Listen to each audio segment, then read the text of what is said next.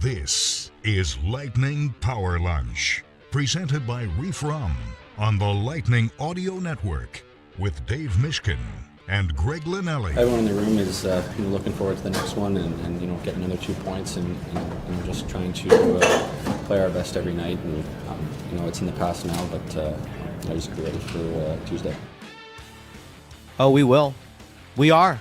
We're getting ready for Tuesday. Today is Tuesday. Which is today.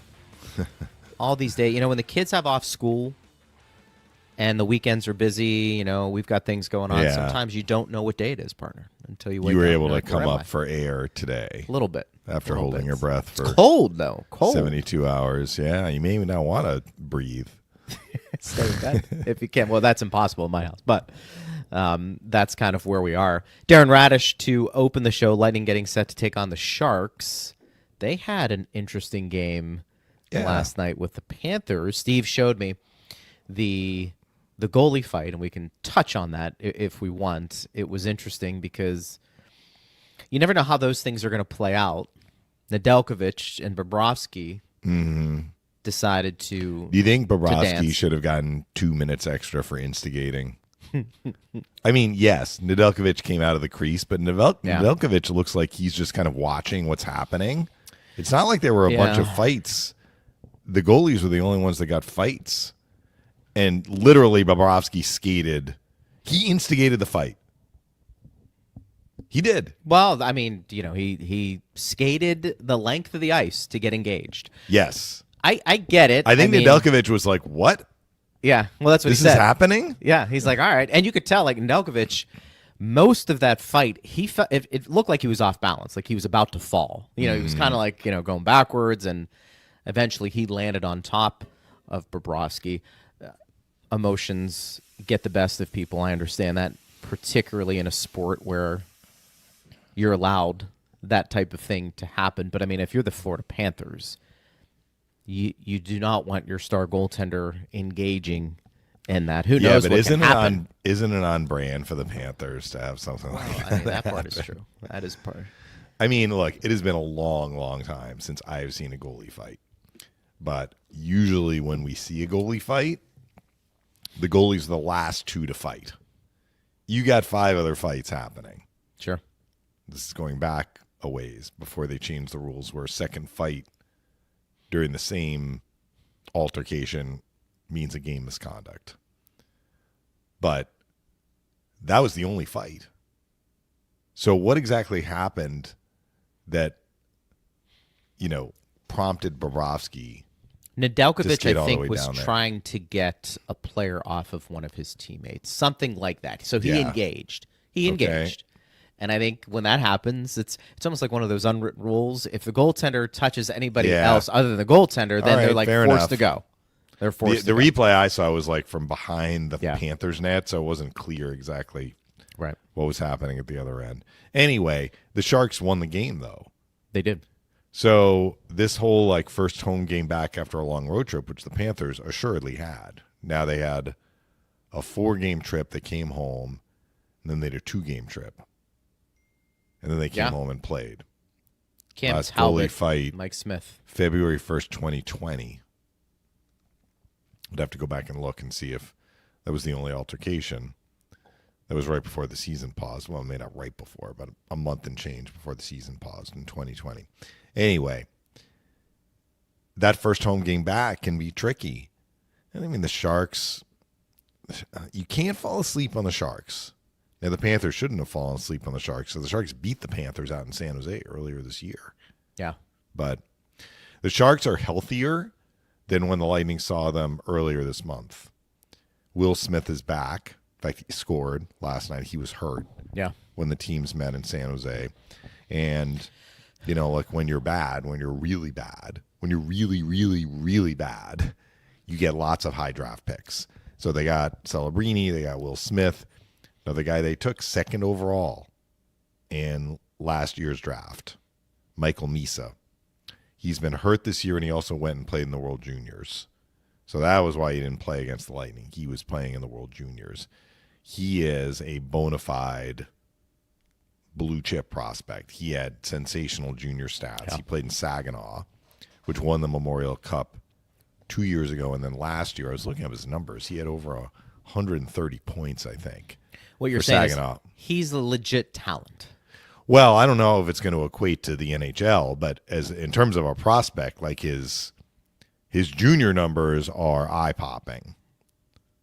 And he had 2 assists last night, his first multi-assist game. So, again, he hasn't played a lot this year simply because he was hurt. And then, when you go to play the World Juniors, you're away for a while. So he's played 11 games this year. He has a goal and 4 assists. 2 of the assists came last night. Last year in Saginaw, excuse me, he had 134 points in 65 games.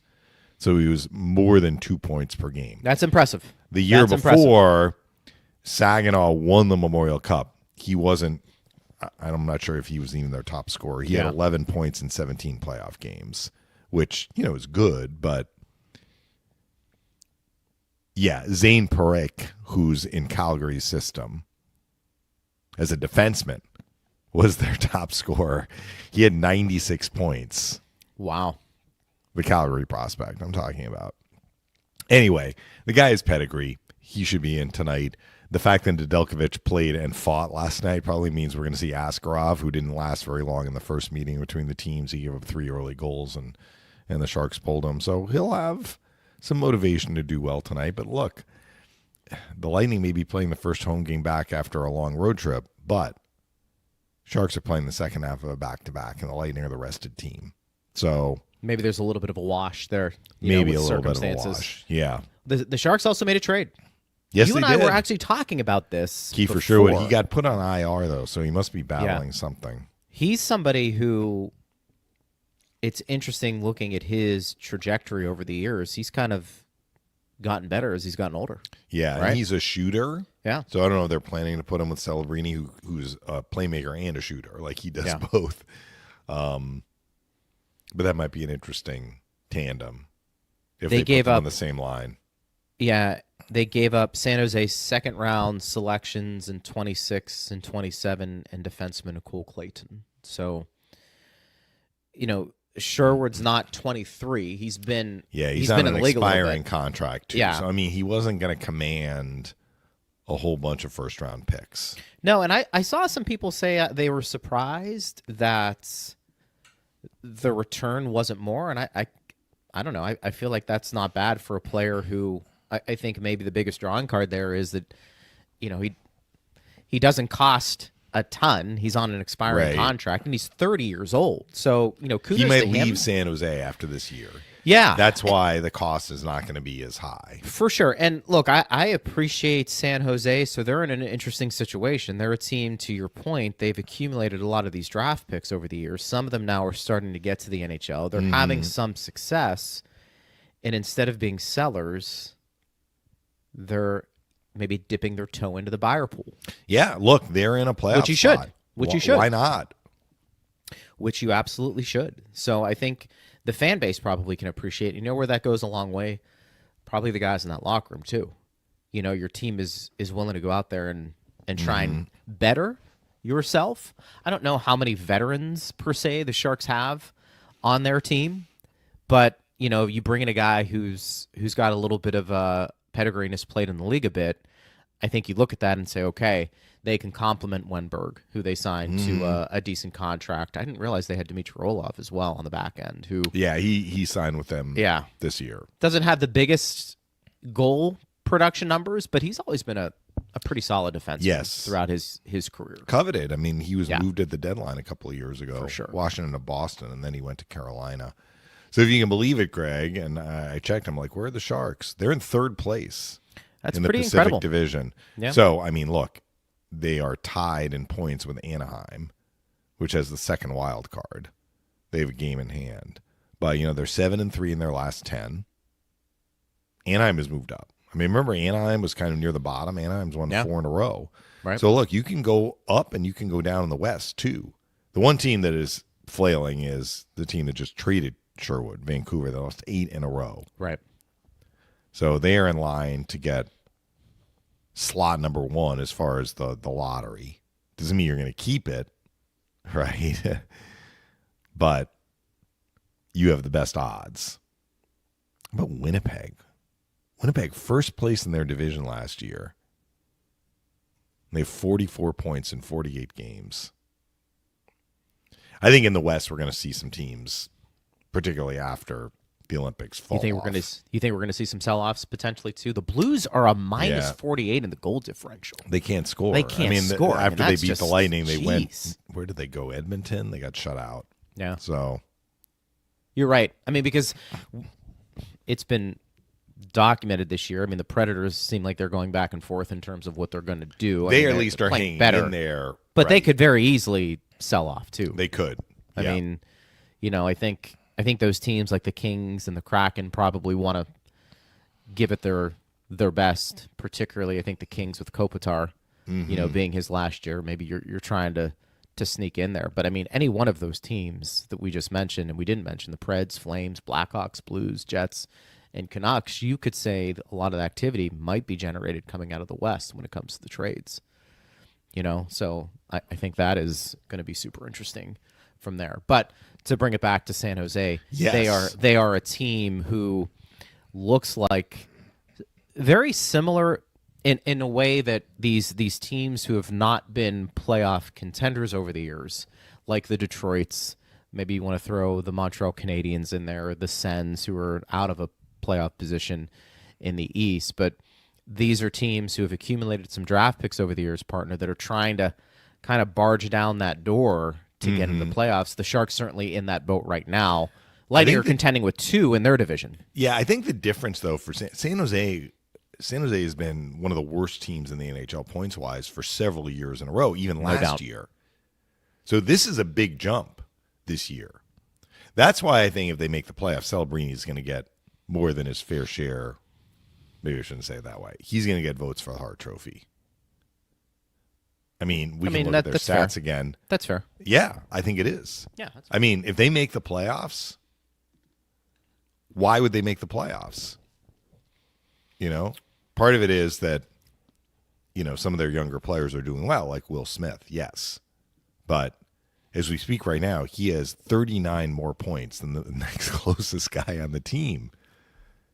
He's got 72 points in 48 games. The next guy is Wenberg, 33 points in 48 games. And Wenberg, to me, was never a guy you looked at as this offensive juggernaut. I mean, I think he's a good player, but he's not. Right. He's not Jake Gensel for I agree the with Tampa you. Bay Lightning. Smith could be. Yeah.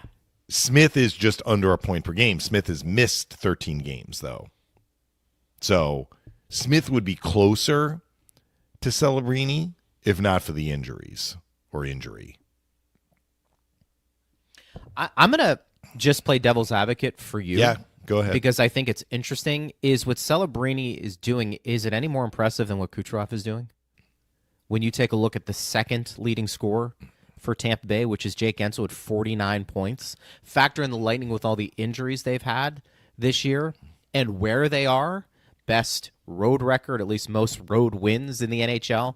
I get San Jose hasn't been there, so there's going to be a little bit more attention to Celebrini and what he's doing. But I don't know if many people thought the Lightning would be in this position. And while Jake Gensel is a much better offensive player than, point out, the second best offensive player for the Sharks, at least at this point, Braden Point has been injured and up until recently had struggled. Brandon Hagel had been dinged up. This is kind of where I think the league collectively, it's okay to praise Celebrini and what he's doing. He's a young kid, and he's turning things around in San Jose. I get it.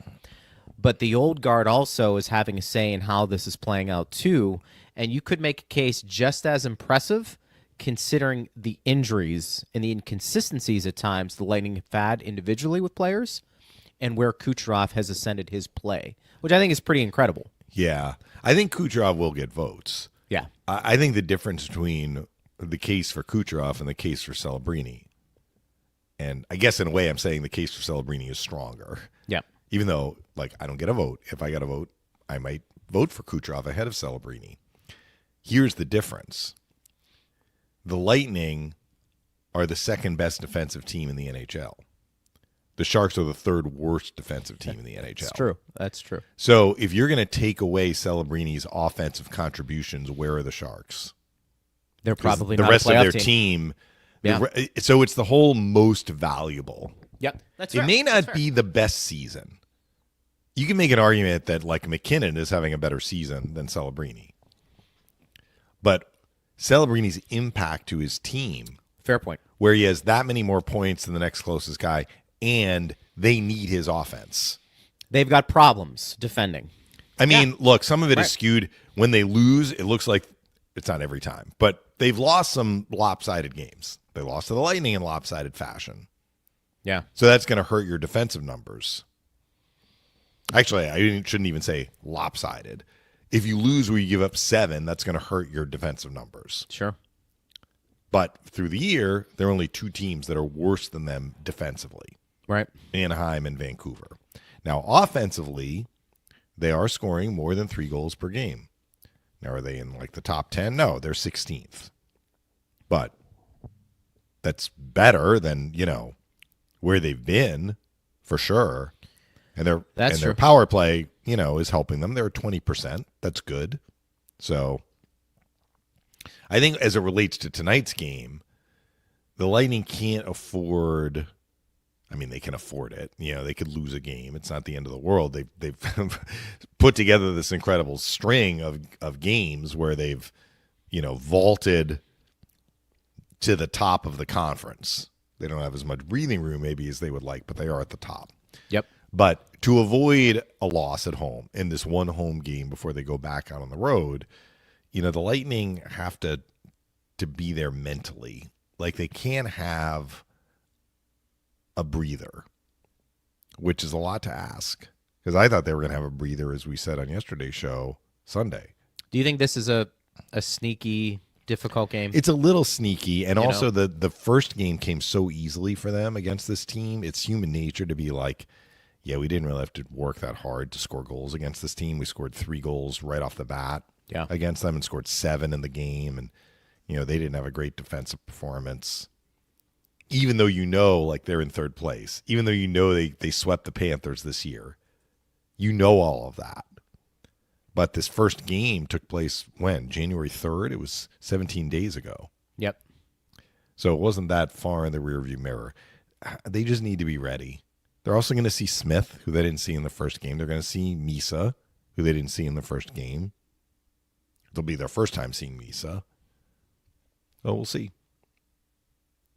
But, the Lightning have kind of defied some of these obvious trends throughout this 12-0-1 stretch where you're like, this might be a scheduled loss. Nope. This might be a tough challenge. The other team is gearing up to play them. Nope. Lightning just, they keep taking care of business. So maybe that'll happen again tonight. It is interesting because I think being ready goes such a long way in how a team earns 2 points or doesn't. I mean, talent typically is a key factor, but if you're ready to go and you're the more talented team, usually you're munching some points. Yeah. It's when and also more structured team. Correct. That may be the biggest difference between the teams right now. I mean, the Lightning probably do have more skill top to bottom than San Jose, but San Jose is not playing the sort of team defense that the Lightning are. I think that's fair, and I that's think the huge difference right now between the teams. And I think the trap in this game for me tonight would be, I think, exactly to what you just said. It's not only not being ready, but it's this not staying disciplined. So if you think because the San Jose Sharks aren't very good defensively that you're going to start developing some habits that you otherwise have not developed for the most part this year and cheating offensively, that's where you can get into trouble in tonight's game. Like, if the effort is the same, the Lightning should win this game. The Lightning are the more talented team. They're rolling. They're just up and down the better team than San Jose. I think we all would agree with it. Where do things equalize? Well, the Lightning have to be off their game. And if they're off their game, that's usually because either the effort just wasn't matched or they're doing things they typically don't do, maybe because the other team is an inferior opponent.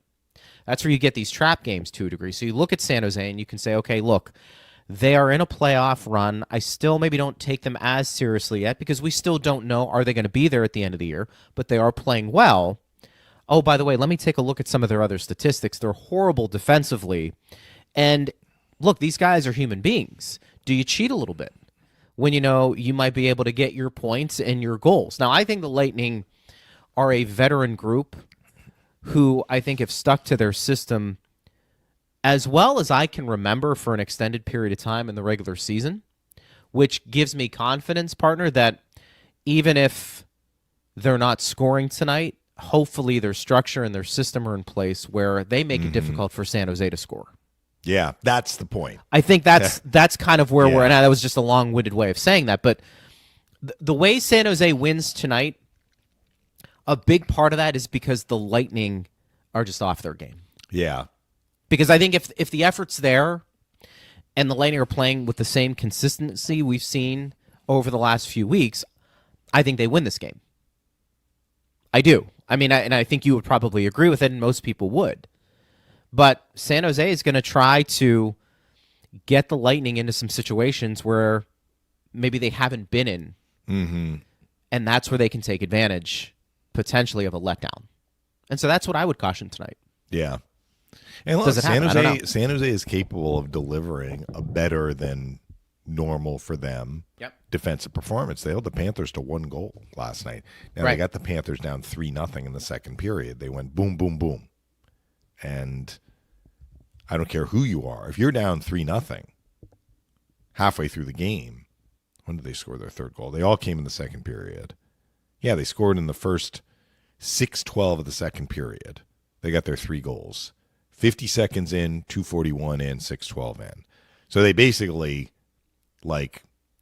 popped the Panthers in the mouth. 1 shot, 2 shots, 3 shots. It's 3-0. Game completely changed, right? And most teams are not going to be able to rally from that.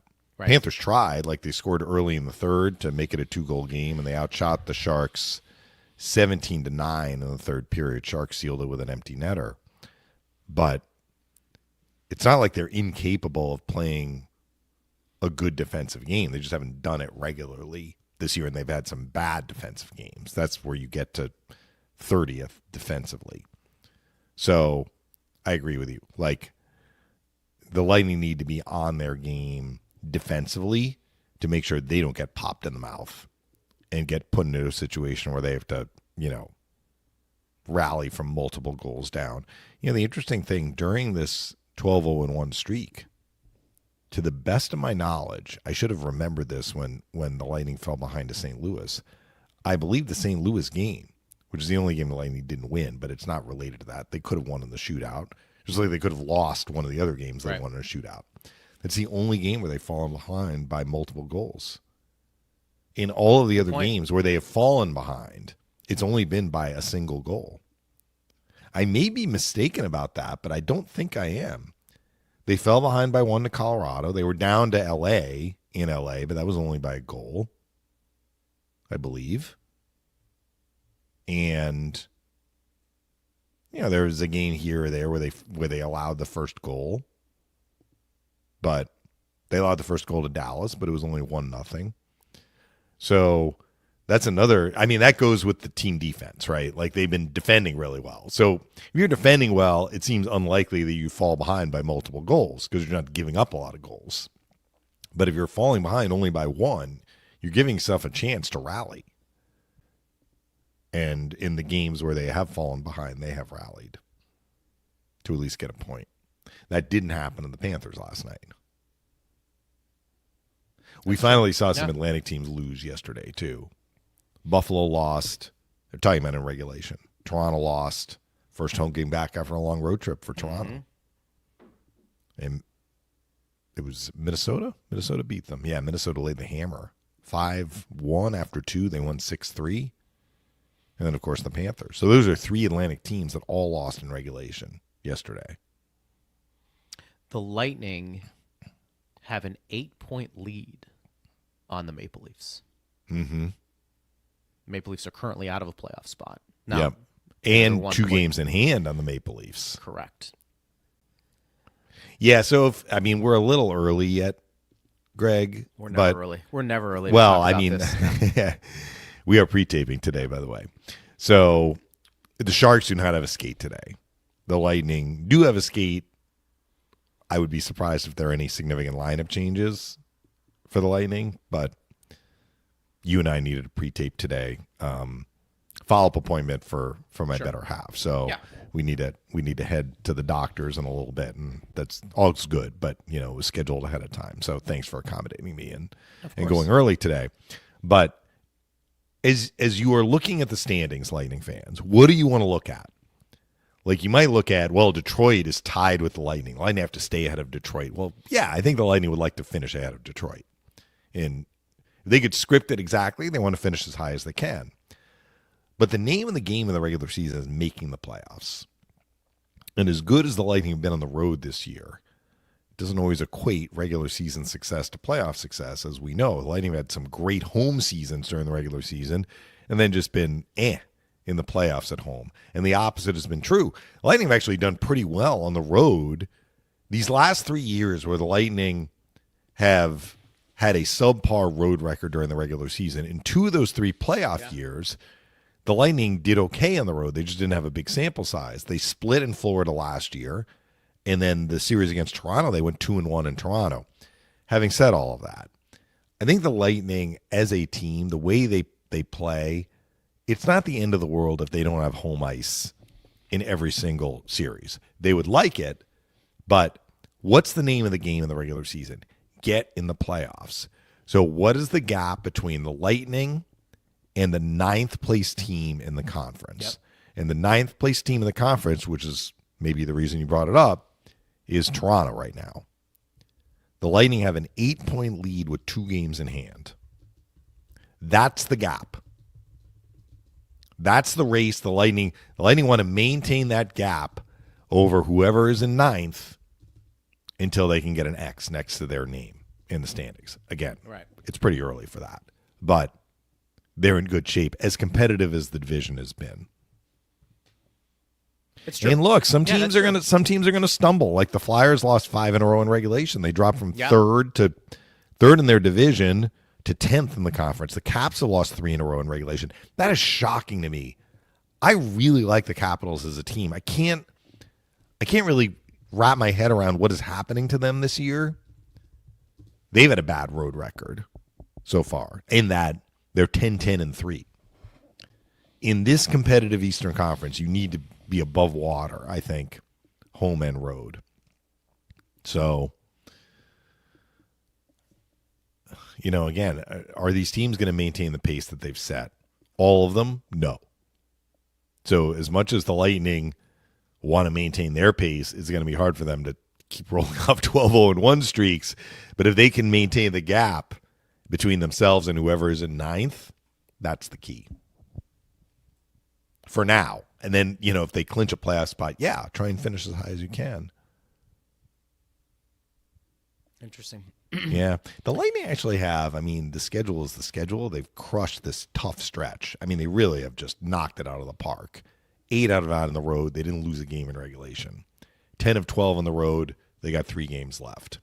The next stretch, as we've talked about, out of the Olympic break, 9 of 14 on the road. After that, though,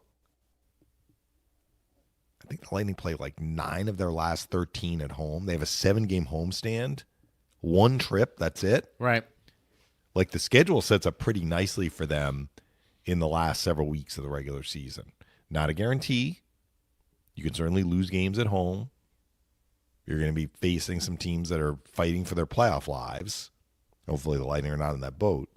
But I would rather be looking at that sort of a schedule than Toronto, as we talked about. Steve looked it up. They play 16 of their final 26 on the road. That's a tough gap right there. Panthers have a lot of road games down the stretch. If you have to make up ground and you are grinding out road trips, it makes it all the more difficult.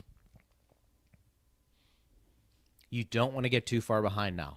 No. That's You're kind right. of the point. You just don't, because the way this year's playing out, you're going to have to hurdle several teams to jump through and get into the playoffs. And that's just, it's a lot of energy you waste.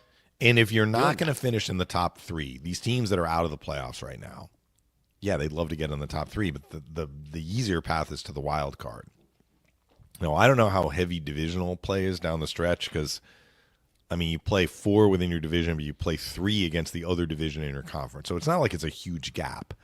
Like back in the day, during my early years with the Lightning would play like 8 games against Carolina, which was in their division. Right. 8 games against Washington. Not nearly as many against teams that were in the East in the other divisions. At that point, there were 3 divisions in each conference. Mm-hmm. And there were years where the Lightning didn't even play every team in the West. Then they switched that. I am confident saying, though, that most teams, just based on the math, most teams in the East will finish playing against other teams in the East. That makes it tough if you have to make up ground.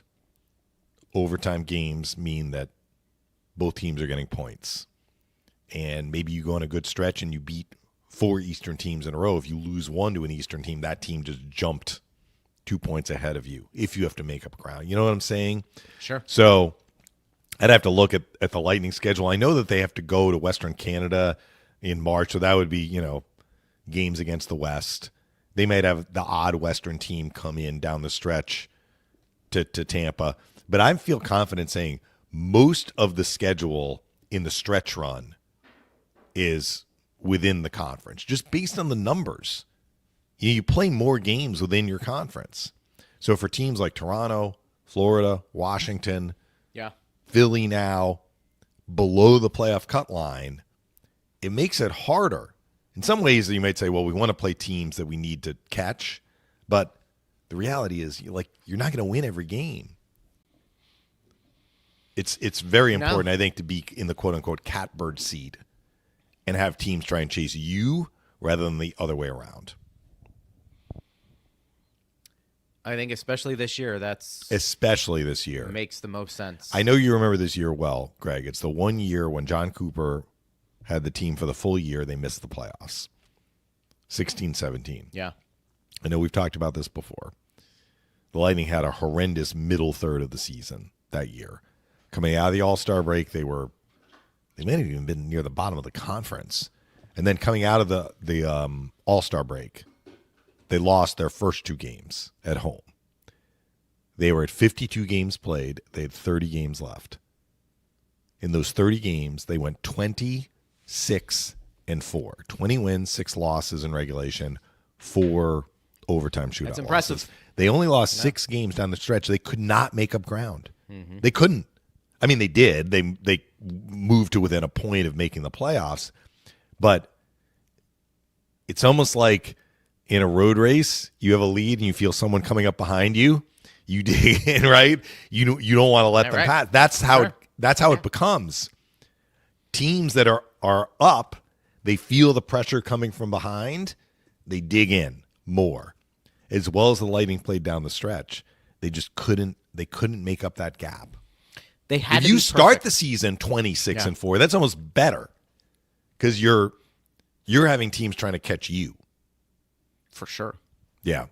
You in that instance, not only do you almost have to be perfect, which the Lightning almost were, relatively speaking, but the teams in front of you have to take a huge step back. More than one, probably. Yes. Yeah. And that's hard to. So the odds just aren't, they're not in your favor. I want to get to a couple of questions Jim had over the last couple of days, our good friend Jim in Jacksonville. These are specific questions to a couple of moments in a game, partner. A couple of days ago, he said, Jack Finley was initially called for 4 minutes for high sticking early in the second that was correctly overturned by video review. Dave, you mentioned that if it was just a 2-minute minor, there would be no review. My question, if Finley disagreed with the call that was just a minor penalty, could John Cooper have challenged that? No, that's not a challengeable play. So the reason that, you might make the argument that they should be able to look at any high stick if they're going to look at a 4-minute. That's the rule to the best of my memory and knowledge. I remember when they added that and we learned about it at the broadcasters meetings. Really the spirit of it is exactly how it played out in that Dallas game, which is they want to make sure they're not calling a penalty incorrectly. Unfortunately, what happened for the Lightning in their home game against the Islanders, they missed the call. Yeah. And they were like, oh, Cizikas is bleeding. Let's call the penalty so we can review it. And then they upheld it because the high stick was committed. Had Hagel not cut Cizikas, and it only would have been a 2-minute minor, they didn't call a penalty at the time. They missed it. They, again, to the best of my knowledge, I'm remembering right, you cannot look at, you can't just look at a trip. They don't want the officials having to go to the replay every time there's a potential call. But if somebody is cut and you're looking at a double minor or a 5-minute major for high sticking, they want to make sure that they're getting the call right because it's more than a 2-minute minor. And the spirit of it is really, did we see this right?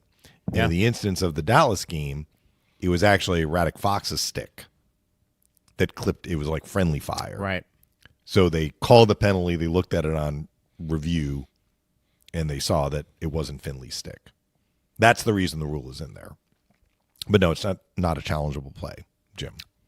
Look, far be it for me to want to hold up the game even more and have stoppages.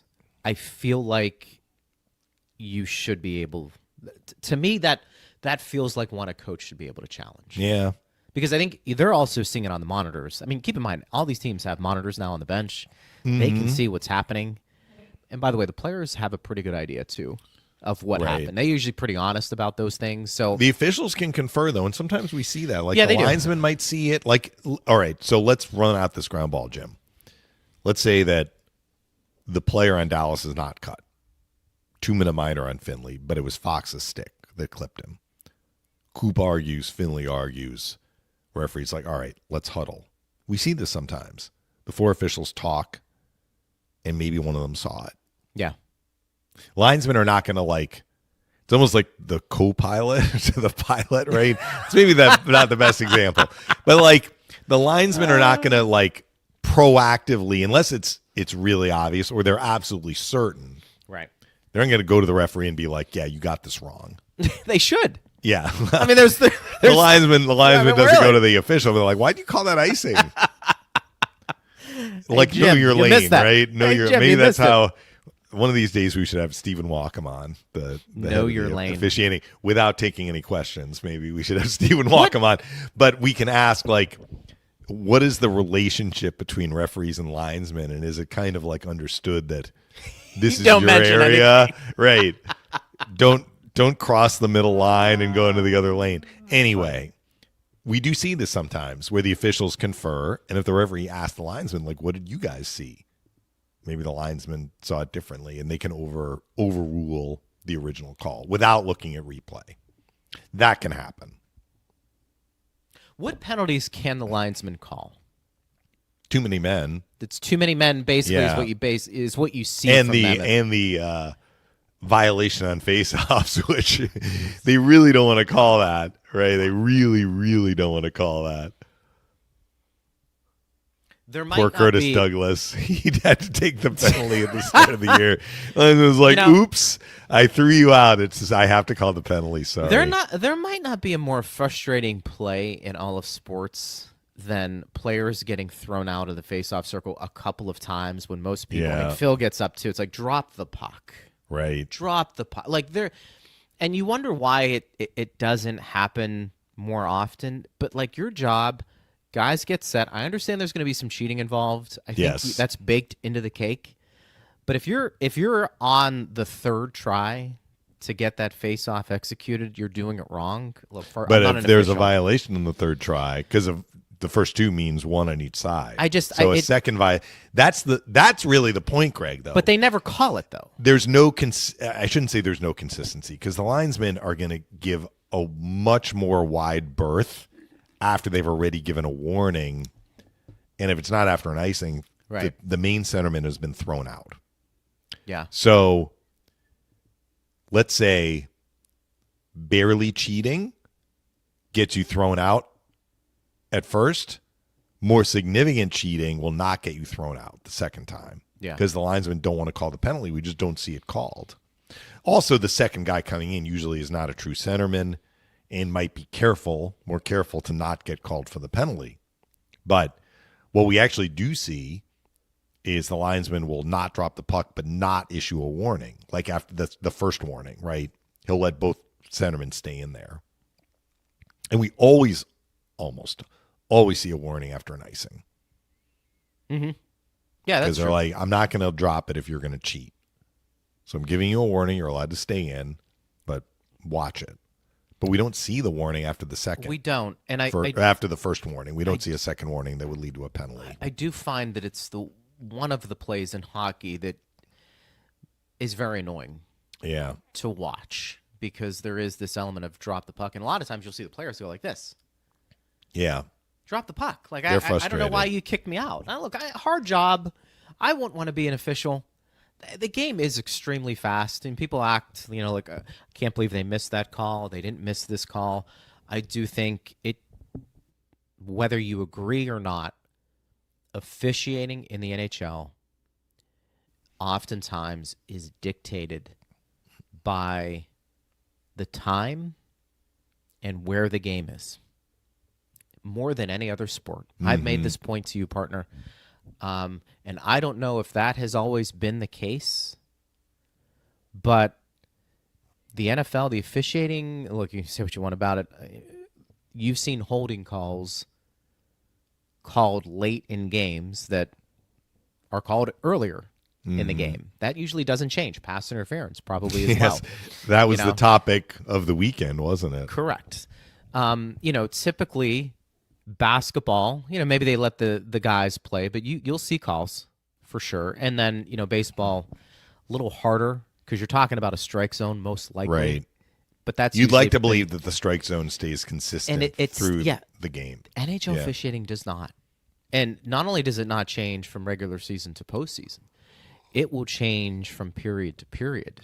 And it does, depending on, look, if a team has 4 power play opportunities, I mean, how many times have we talked about it either on the broadcast? I know I'll bring it up. Hey, Lightning got to be careful here because the next infraction, if they breathe, they're going to the penalty box. And usually it does happen that way. So I do feel like the human emotion, the human element does impact officiating in the NHL more than any other league. And so it's a difficult job. I don't know how that trend or why that trend became such a fabric of the NHL, but it is. It's a hard job. I would not want that job at all. I do think there probably needs to be more transparency either on the ice or after the games about why certain calls that impacted the game were made. I do. I think it is very helpful to educate your audience on what is happening. And I think oftentimes we're left in the dark. Hey, maybe that wasn't explained correctly, or at the very least, can somebody speak to a pool of reporters after the game? I think that sometimes happens, right? Maybe in the playoffs. I think the NFL does a better job with that, don't they? Don't they have a representative? Are you talking about like during the game, like why a call was made? Well, that for sure. But sometimes doesn't the NFL afterward come out and address a specific question? I don't know. Maybe it didn't happen this weekend because there was a lot of controversy with pass interference. Yeah. The rules in football have gotten so down to the like minutia that I don't really understand them myself, but I'm coming at it from a much less informed standpoint. I'm just like, that looked like a catch to me. Yeah. Like that Buffalo play, I know that this is like hot topic for Dave Randorf loves the Bills. So, I mean, Dave Randorf has had a rough sports season rooting for his teams because he's a big Blue Jays fan and they lost in excruciating fashion and the Bills again lost in the playoffs. But that interception to me looked like the guy on Buffalo caught it and then the Denver player like ripped the ball away. And that to me is an interception. But I don't know all of the like the nuances of the rules. Where did his knee have to be? Where was his foot? I get it. Right. I got it. Yeah. Yeah. So, but like when I was growing up watching football, that would have just been an interception. Now, there was a lot happening when I was watching football as a kid that would be like, you would be sent to jail, if you made those plays. Sure. Now, you should watch some highlights from like the late 70s and 80s. Just watch the Steelers of the 70s, The hits in football. I mean, crazy. Like they changed some of the rules, right? Because they did. the hits were so violent. They did. But this to me looked like an interception, but I don't know all of the rules. Do you think so? Other people who are watching hockey are like, "Why is that a call?" And we're like, "Well, you have to know all the A, B, and C." And it's like, which I'm not does going A, to B, do, and by the way. C really make sense? Yeah, no, like it almost doesn't. you have to take a step back. Now there is one other call the linesman can make. I think the referees can make this too, which is now a penalty. Which is the centerman uses his glove to win a faceoff. That is now a penalty. Do you think we've overcomplicated the rule book? Not just in sports in general, but in the NHL. It does feel like, and you know this better than I do, how many new rules are introduced every year? But there aren't that You many don't think? new rules. No, the big change came after the 04-05 lockout, where they introduced a bunch of new rules to try and open the game up, and it worked. Yeah. And they were like, this is going to be for the good of the game. We were coming out of, I mean, it was still kind of sort of the dead puck era. The Lightning were the last team to win the cup before the lockout, and they didn't play a dead puck type of game. They played a go sort of game. Right. But you look at hockey in the 90s, it was like, if you scored first, you might win the game 1-0. Yeah. Like, that was the era of the goalies, right? Brodeur and Hasek and Patrick Waugh. I mean, it was just, there just wasn't a lot of offense. From really the mid-90s, the Devils started it, and everybody was a copycat, right? Well, and Devils, so a lot of people would say clutching and grabbing was a big part of so this, that was too. part of the rule changes right. coming out of the lockout, where you couldn't obstruct legally. It was now illegal to obstruct Yeah. in those same ways. So the game opened up. We had more offense. The other changes have kind of been on the edges. Like I just mentioned, that winning a face-off with your glove. Now you might say, like, did he win the face-off with the glove? Do we need a delay to see if that was actually the case? So I'm not sure that they review that. But the point is that if you win a face-off, you need to win it with your stick or your skate. You can't go down and, like, glove it to a teammate, even though that would be a hand pass. We've seen goals disallowed in the playoffs, right? Where the Lightning have scored a goal. Remember was it 01? The Lightning had a series against the Panthers where they scored 2 goals that were taken away due to a violation. One of them, I remember, Sorelli won the faceoff to Killorn and bumped it with his glove. Yep. And Killorn shot it in. That was a no goal because it was a hand pass. Today, that would be a penalty because you can't do that. All right, so that's a rule change. One of the others, and I think that there is sense to this, puck out of play. I've not seen this challenged once, but coaches now can challenge that if they feel puck out of play was not actually directly out of play.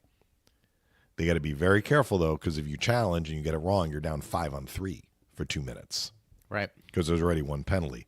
So the cost of getting it wrong may be worse than the risk of getting it right if it's not obvious. But, that puck out of play is, I mean, it's not like you're preventing a scoring chance, right? It's not like you're hooking a guy in a breakaway. It's usually an accident. So it's one of those rules that's in there, but if they get it wrong, the team that got penalized can challenge if they have conclusive evidence that it went off a stick, hit the glass before it, went out of play. That's going to add time potentially, though, which is kind of what you're saying. Like, do we need to slow the game down with, these complicated rules? I don't know. I think most of the rules that get put in, there's a reason why they are put in. And I'm not sure the NHL has overcomplicated things. What has overcomplicated things is the excellence of replays. Now, everybody can see what happened. Slow motion, zoom in, watch it 16 different times. The officials get one crack at it the first time, seeing it live. And in 1972, if a call was missed, usually nobody was ever the wiser. Yeah. Now, a missed call is under a magnifying glass. That's as much a part of why we have what we have as anything. This whole ball on the ground in football, like, let's slow it down to a fraction of a second and see if the ball moved just a little bit. I mean, you didn't have that, when you and I were growing up. Are we better for it or not? I would don't say know. some would say the officiating has been a little bit more gun shy to make calls and let things play. And then they're that's human where beings. They don't want to have egg on their face, right? It's officiating in any sport. It is tough work. Yeah. It is tough work. I certainly wouldn't want to be it, and you have to have a certain type of mentality, I think, to want to do that. By the way, tonight, enjoy some Refrom, smooth, versatile, now pouring at Benchmark International Arena. Order a tropical wave or a lightning mule and taste why fans are switching. Refrom is a premium craft Florida local rum built on authenticity, quality, and easy drinkability. Ask for Refrom by name, go Bolts, and enjoy responsibly. I have this question from Joe, and he wants to know, guys, do you think Lightning management has an idea of who their top 6 defensemen are once everybody returns?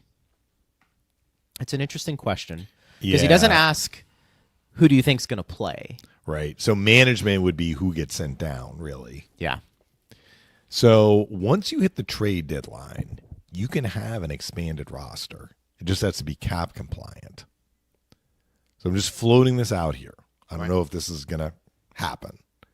But like the Lightning sent Curtis Douglas to Syracuse on conditioning. You can do that once. Remember it happened with Jack Finley earlier this year. Yep. Depending on when Lilleberg comes back, Lilleberg may not come back until after the trade deadline. I mean, the trade deadline is not that long after the end of the Olympic break. Now, Lilleberg is going to benefit from those 3 weeks during the Olympics. But the Lightning could send, and I'm just going to use Lilleberg as an example because he's going to be a guy coming back from a long-term injury. They could send him to Syracuse on conditioning that might get them on the other side of the trade deadline. Then it becomes less a matter of like who stays and who goes and more about can we make this fit under the cap? And who knows, maybe there are going to be other injuries at that point, which would answer the same question or kind of produce the same result, you know. It's actually so I'm not saying the Lightning are going to do that, but they wouldn't be out of bounds for doing that. No. You know, a young defenseman has been out for a couple of months. Right. Let's send him to Syracuse and give him some conditioning. That may not happen. There may be other options the Lightning have. But just keep in mind that you have some roster flexibility after the deadline that you don't have before the deadline in terms of number of players on your NHL roster. But the Lightning are up against the cap, so that complicates things, both in terms of what they can do at the deadline and having an expanded roster. Once we hit the playoffs, assuming the Lightning can get in the playoffs, the new rule this year is your 20-man roster has to fit within the cap.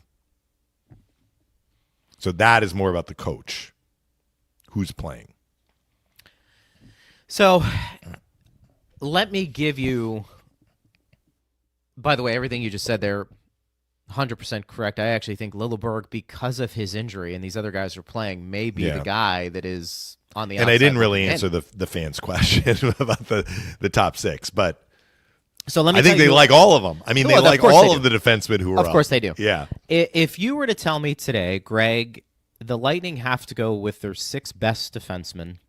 They're going to go 12-6, and this is assuming everybody is back. Because I think, to be fair, to answer this question, we are under the assumption that once the playoffs begin, and again, I know I have to put a little asterisk if and when the Lightning are in the playoffs, which we think they will be, that Hedman and McDonough are both back. We're under that assumption. And Lilleberg too, but those 2 guys I had just mentioned to you, a big part of this experiment. If you were to tell me right now where we stand, who I think their 6 top defensemen are, and probably where the coaching staff views these guys, for me, and again, assuming you're going 12-6, and these aren't defense pairings, these are just your 6 best. Hedman, McDonough, Chernak, Radish, Moser, and I think it's the stew at this point. Yeah. Would you agree with that?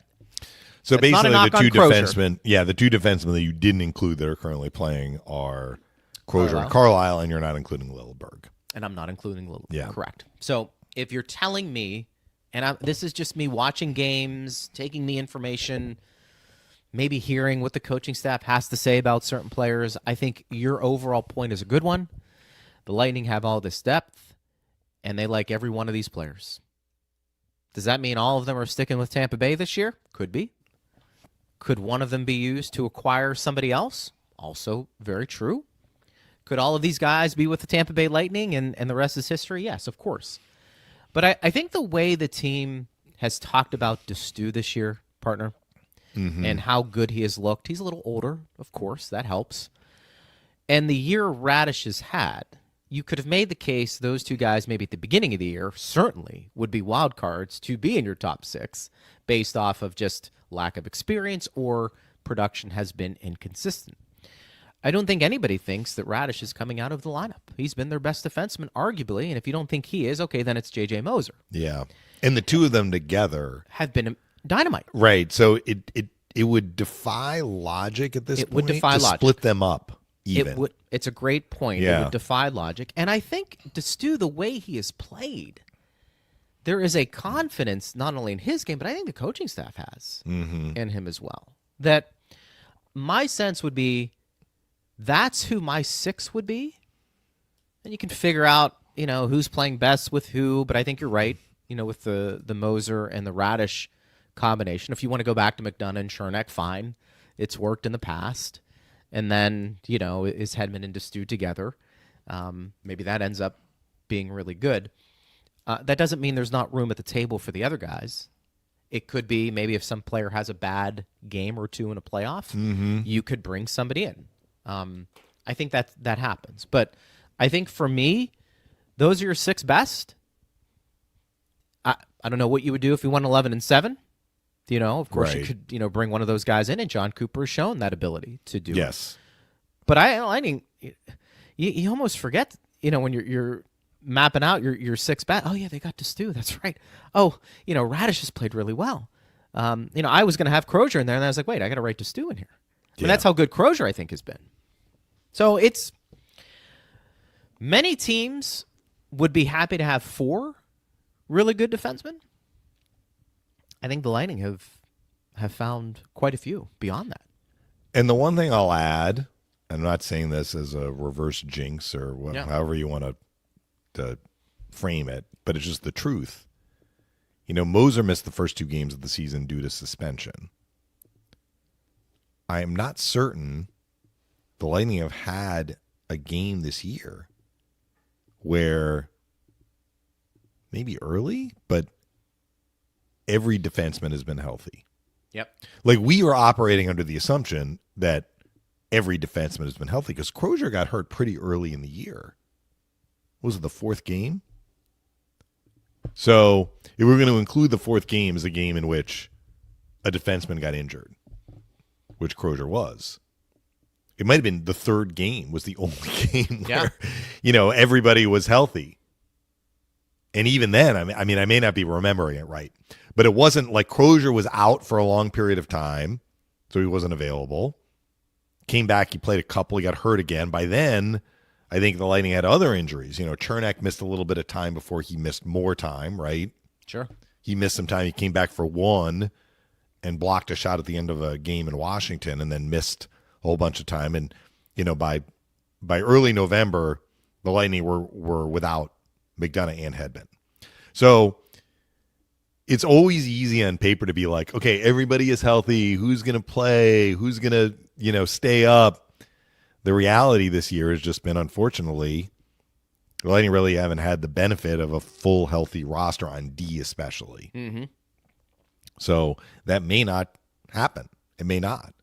Fortunately for them, they are crushing it, in the absence of some of these main players that they would normally be relying on heavily. All true. We like Carlisle in the preseason. I mean, I remember talking about him and being like, Declan Carlisle can play in the NHL. But right now, he is like the 9th defenseman. Yeah. Basically. And listen, really I think teams. we had him ahead of Destu, and as a matter of fact. Yeah. Destu didn't play a lot in the preseason. He played some. Yeah. But Carlisle had the NHL games of experience, not a lot, but more than Destu. And we're like, Carlisle's got a few guys ahead of him. And look where we are now. It doesn't always happen this way. We've seen the Lightning over the years at the forward position have to move on from some guys because there's no room for them. Yeah. Or they they don't want to make as big a financial commitment, knowing that maybe they're up against the cap. Guys like Marchessault or Hagee, these are players that ideally probably were in your top 6, top 9 for different reasons, maybe same reasons. They weren't going to be here long term, and so you have to make a decision on what to do. That very well may happen here. I mean, and you have seen this over the years. Look at some of the really good teams before the Lightning that had a lot of depth at a certain position that had to move on from those players because maybe cap-wise or just they were not getting an opportunity to play. And you can look at the Blackhawks or the Penguins or some of these other teams where guys had to move on because they couldn't play regularly.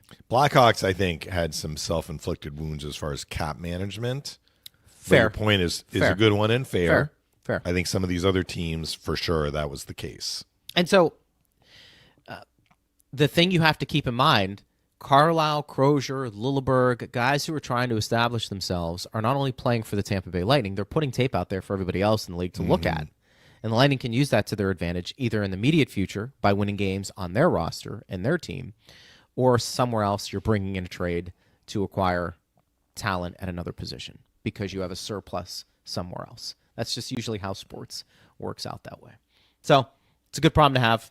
We'll see what happens tonight. Lightning and Sharks, and that'll be a 7 o'clock start. I think you're going to be on the call with Dave Andrechuk. Yes. So that'll be fun. Phil unavailable. One Hall of tonight. Famer to another. One Hall of Famer to another. So, yeah, Andy and I have done maybe a game or two together. Yeah. It's been a few years, though, so I'm looking forward to that. Yeah. We'll see what the Lightning do before they head back out on the road. Should be good. And then you and I will be back at it again tomorrow. Yes. Breaking it all down. Breaking it all down. For our show. Want to thank everybody who listened. We appreciate you guys. And thanks to Steve Versnick and Jared Johnson as well. For my partner, Dave Mishkin, I am Greg Linnelli. You've been listening to Power Lunch on Lightning Radio.